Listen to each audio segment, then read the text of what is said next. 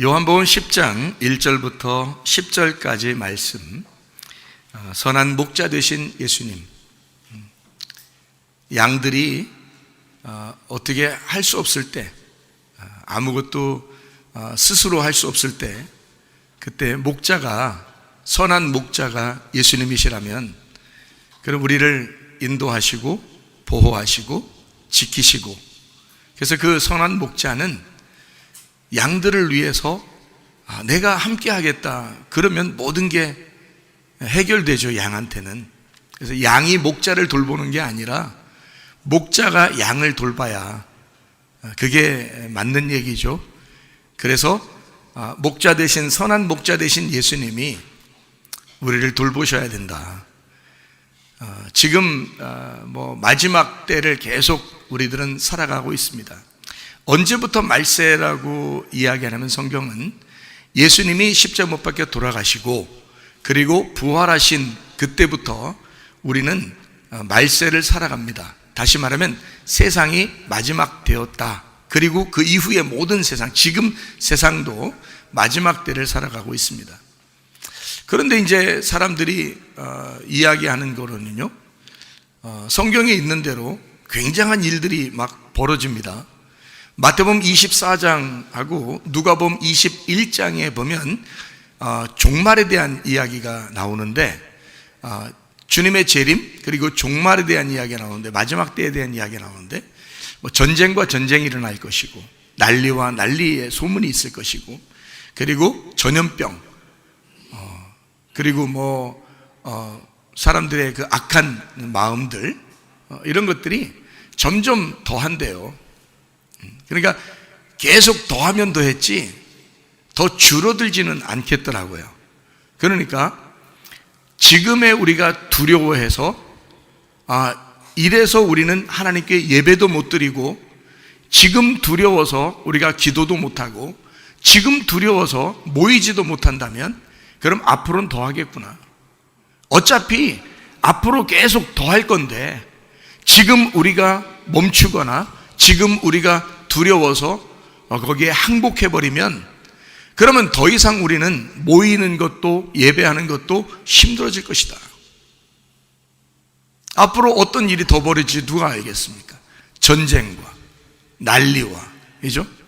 기근과 지진과 또 전염병과 이런 악한 일들이 이 세상에 지금 굉장히 만연하고 앞으로 점점 더 올 건데, 그러면 여러분은 다 포기하시겠습니까?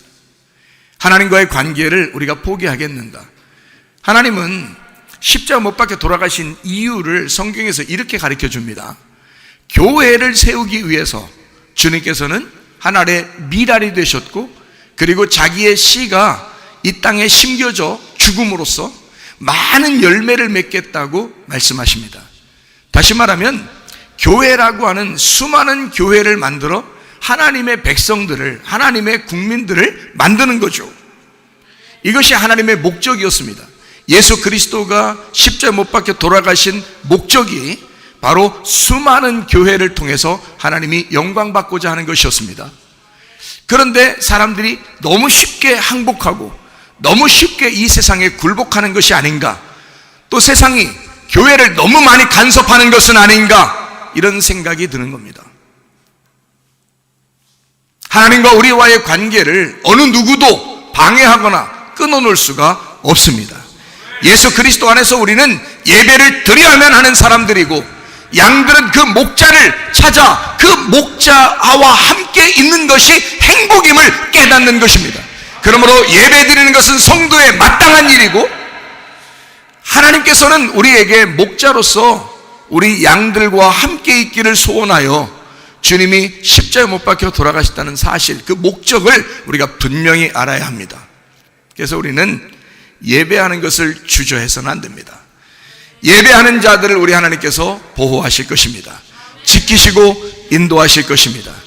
마지막 시대가 될수록 우리는 수많은 일들이 더 앞으로 생기겠지만, 그래도 주님을 찾는 자들은 더 찾을 것이고 주님을 구하는 자들은 더 구하게 될 것입니다. 이런 상황에서 주님을 만나는 주의 놀라운 은혜가 여러분에게 임하시기를 바랍니다. 하나님은 성경에 보니까 이런 원리를 가지고 있더란 말입니다. 어떤 원리를 가지고 있냐면 요한복음 10장에 이런 내용을 보면 어떤 원리를 우리에게 가르쳐 주냐면 이런 원리를 가르쳐 줍니다. 하나님은 먼저 도둑을 보냅니다. 그래서 훔치게 만들어요. 죽이고 멸망시키도록. 그래서 훔쳐서 죽이고 멸망시키는 거죠. 뭐냐면 영혼입니다. 영혼에 대해서 훔치고 죽이고 멸망시키러 도둑을 먼저 보냅니다. 성경에 보니까 도둑이 먼저 오게 되죠. 그 다음에 선한 목자 예수님이 오게 됩니다. 그리고 우리에게 생명을 주시고 더 풍성하게 하시는 분이시다. 이렇게 성경은 가르치고 있죠. 요한복음 10장 1절부터 10절까지의 말씀입니다. 여기에서 하나님은 먼저 도둑을 보내셔서 우리를 죽이신다라고 되어 있는데, 이 죽인다는 말이요, 어떤 말로 되어 있냐면 헬라어로 디오라는 단어로 되어 있습니다. 이 디오라고 하는 단어가 어떤 의미냐면 달려들다라는 단어입니다. 달려들다, 거친 숨을 쉰다, 연기를 낸다, 제사를 드린다, 희생한다, 살해하다, 이런 말이거든요. 그러니까 먼저 와서 희생 제사를 드리게 한다라는 의미예요. 그럼 여러분이 생각할 때 도둑이 오면 희생 제사를 드리게 만드는구나. 그럼 그게 뭘까? 뭘 얘기를 하려고 그러는 거예요? 구약에 있는 제사들을 말하는 겁니다. 자, 이거 잘 들으세요. 예수님이 이 땅에 오신 것은 구약의 제사를, 이런 제사가 아니야, 그런 살인하는 희생 제사가 아니야, 내가 그 제물로 와서 이 제사들을 다 완성할 거야, 그래서 오신 것이 예수님이거든요. 이런 제사들이, 구약의 제사들이 없었다면 예수님은 올 필요가 없었던 거예요. 그래서 성경에 먼저 도둑이 오는 것은 구약에서 말하는 희생제사, 살인이라고 하는 그 희생제사를 먼저 드리게 하며 이것이 너희를 죽이는 것이다, 이 말입니다. 멸망시켜버린다라고 되어 있습니다. 도둑이 와서 먼저 멸망시킨다. 멸망시킨다는 말이 아폴루임이라는 단어를 썼는데 그 말은 완전히 파괴한다는 말입니다. 죽다, 잃어버리다. 아폴루임이라는 말 알죠? 잃어버린다. 주님께서 오신 것은 잃어버린 자들을 찾아서 구원하려 함이라. 누가복음 19장 10절에 말씀하는 얘기인데요, 그때도 아폴루미를 썼습니다. 다시 말하면 죽어있는 자, 잃어버린 자, 멸망당한 자, 완전히 파괴된 자, 그런 사람들을 주님이 와서 구원하신다, 이렇게 말씀하는 거거든요. 그러니까 나를 죽이려면 뭔가가 먼저 있어야 된다는 거예요. 여기서 말하는 거는. 그래서 도둑이 먼저 온다는 겁니다. 그러니까 도둑이라는 말도 우리가 좀 다르게 봐야 되겠죠. 그게 먼저 와서 우리를 희생제사를 드리게 하고 구약의 율법의 제사들을 드리게 해서 구약의 예배를 드리게 함으로, 율법적인 예배를 드리게 함으로 내 자신이 늘 이건 아닌데 라고 계속 생각하게 함으로 내 마음을 파괴시키고 나를 멸망시키고 아주 죽을 것 같은 그런 마음을 갖게 만드는 거, 이게 지금 도둑이 와서 해야 할 일들이거든요. 그게 도둑이에요. 그런 사람들에게 예수님께서 오신다는 얘기거든요. 그러면 성경은 어떤 식으로 되어 있냐면, 예수님이 이 땅에 와가지고 왼편에 있는, 다시 말하면 죽이고 멸망시키는 그 도둑이 있는 편으로 와서 거기서 도둑에 의하여 죽임을 대신 당하는 거예요. 그러니까 희생 제물이 되신단 말입니다. 그리고 완전히 죽고 잃어버린, 멸망당하는 파괴된 자가 되는 거예요. 그러면 더 이상 우리는 파괴될 필요가 없죠. 더 이상 죽을 필요가 없고 제사를 드릴 필요가 없어지는 겁니다. 이해가 돼요? 그렇게 주님이 와서 멸망당하시겠다는 겁니다. 그게 왼편에서 일어나는 사건이에요. 왼편에서 그렇게 주님이 죽으시면 오른편으로 옮겨가십니다. 그래서 왼편에서 오른쪽으로 옮기는 것이 성경 말씀이에요. 하늘에 계신 하나님이 이 땅에 내려오셔요. 그러면 아래로 내려왔죠? 내려와서 이 땅에서 죽으십니다. 죽기 전에는 못 올라가요. 꼭 죽어야 올라가는 겁니다. 이 땅에 죽으셔요. 그래서 이 땅에 내려와, 아래로 내려와서 죽으시고, 죽으시면 부활해서 올라가는 겁니다. 그래서 위에서 아래로 내려와서 아래에서 위로 가는 거예요. 성경이 그렇게 되어 있죠. 그러니까 다시 말하면 우리로 말하면요, 내가 살아 있습니다. 땅에서 살아 있죠. 그러니까 나는 땅에서 어떻게 해야 돼? 반드시 죽어야 돼요. 그리고 하늘에서 살아야 됩니다. 그러니까 땅에 살아있는 자가 땅에서 반드시 죽고 다시 하늘에서 부활해야 된단 말이에요. 그게 여러분과 저의 거듭남이라고 말하는 겁니다. 땅에서의 태어남이 아니라 하늘나라에서의 태어남, 새로 태어남, 거듭남이라고 말하는 거예요. 그거를. 그래서 위에서 태어났다, 위에서 다시 살아났다, 이거를 거듭남이라고 말합니다. 자, 왼편에서는 오른편으로 간다 그랬죠. 그러니까 성경에서 참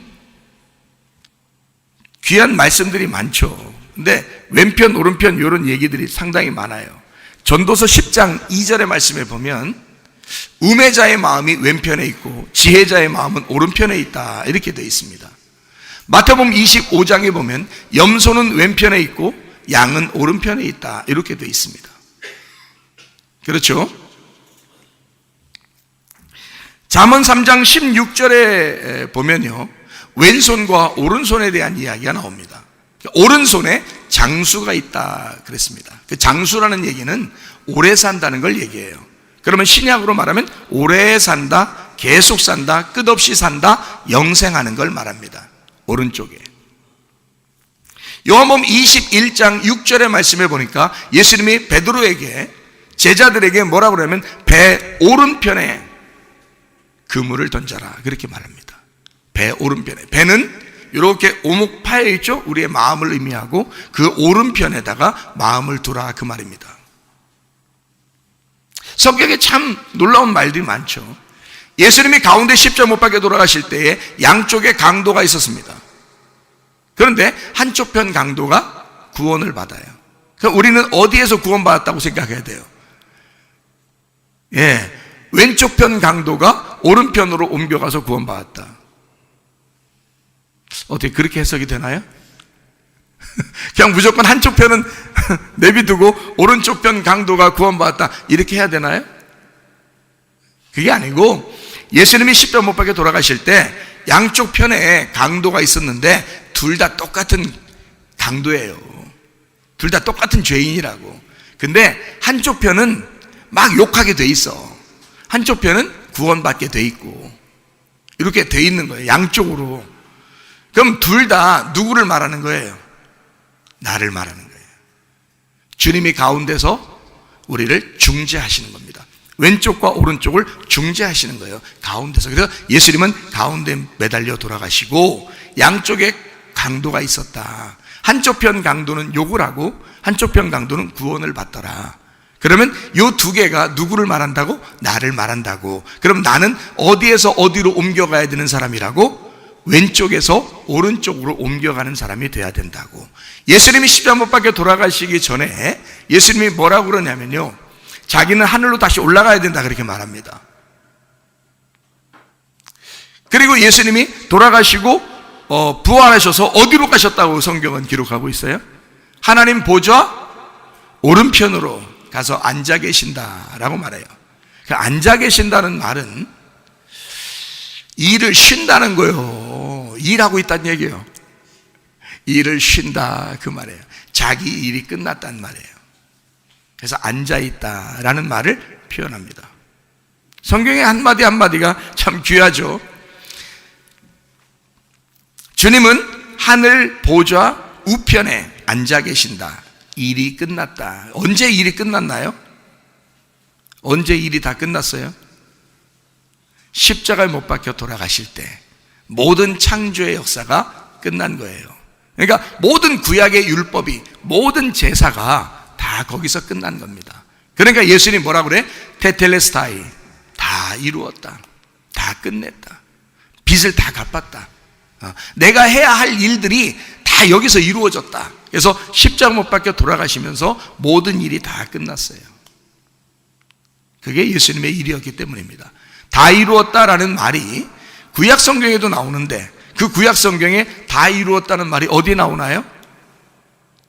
창세기에 창조가 끝난 다음에 안식하실 때, 하나님이 안식하셨더라 할 때 일이 다 마치니 하나님이 안식하셨더라 이렇게 되어 있죠.